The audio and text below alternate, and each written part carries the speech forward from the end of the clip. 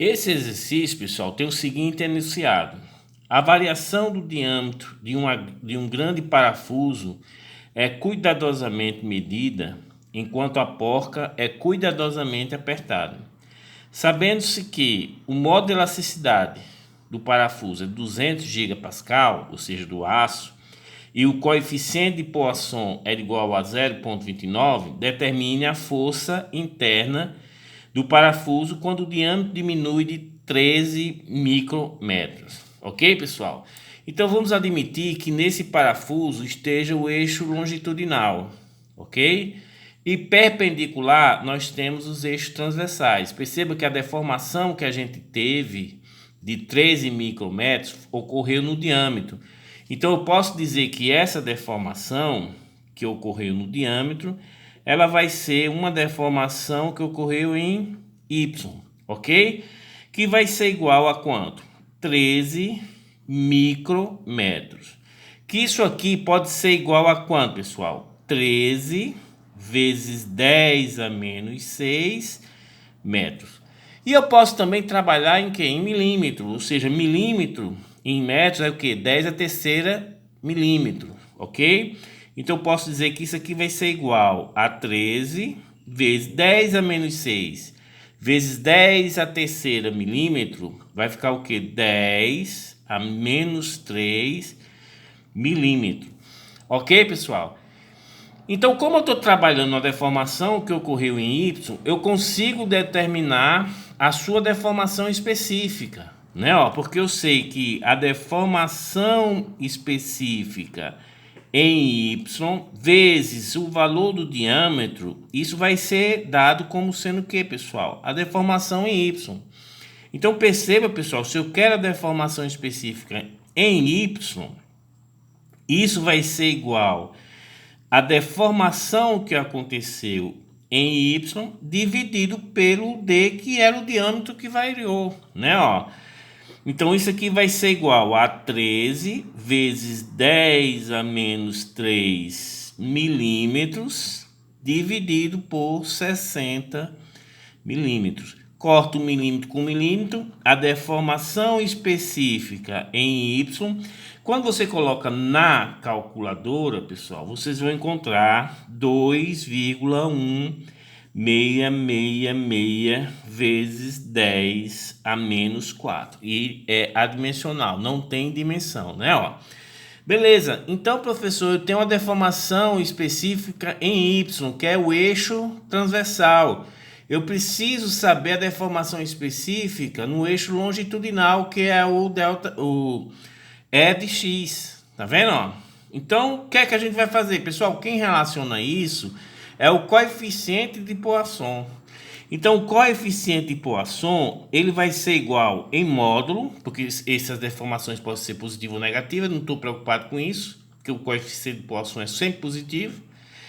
Em módulo vai ser o quê? A deformação específica no eixo transversal, que nesse caso vai ser o quê, pessoal? A deformação específica em Y, dividido pela deformação específica no eixo longitudinal, ou seja, no eixo X. Ou seja, o modo de Poisson vai ser igual ao modo da deformação específica no eixo transversal, dividido pela deformação específica no eixo longitudinal. Beleza? Como eu quero a deformação específica em X, já que ele quer saber qual é a tensão que está atuando aqui nesse eixo, qual é a força devido a essa tensão interna, né? Essa deformação em X vai ser igual ao que? A deformação específica em Y dividido pelo coeficiente Poisson. Que isso vai ser igual ao que? Como nós já achamos a deformação específica em Y, ou seja, 2,1666 vezes 10 a menos 4, quando dividido pelo coeficiente Poisson, que foi 0,29, pessoal, eu vou achar essa deformação específica em relação ao eixo X de 7,4713 vezes 10 a menos 4. Beleza? Ah, professor, então achei a deformação no eixo longitudinal, deformação específica. Eu posso agora utilizar a lei de Hooke, exatamente. Então a lei mais simples de Hooke, pessoal, diz o seguinte: diz que a minha tensão normal vai ser igual a quem? Ao módulo de elasticidade vezes a deformação específica em X. Mas essa tensão normal vai ser o quê? A força P dividido pela área, que é exatamente o que eu quero, a força P. Quando dividido pela área, vai ter a tensão normal, que vai ser igual ao módulo de elasticidade vezes a deformação específica em relação a X.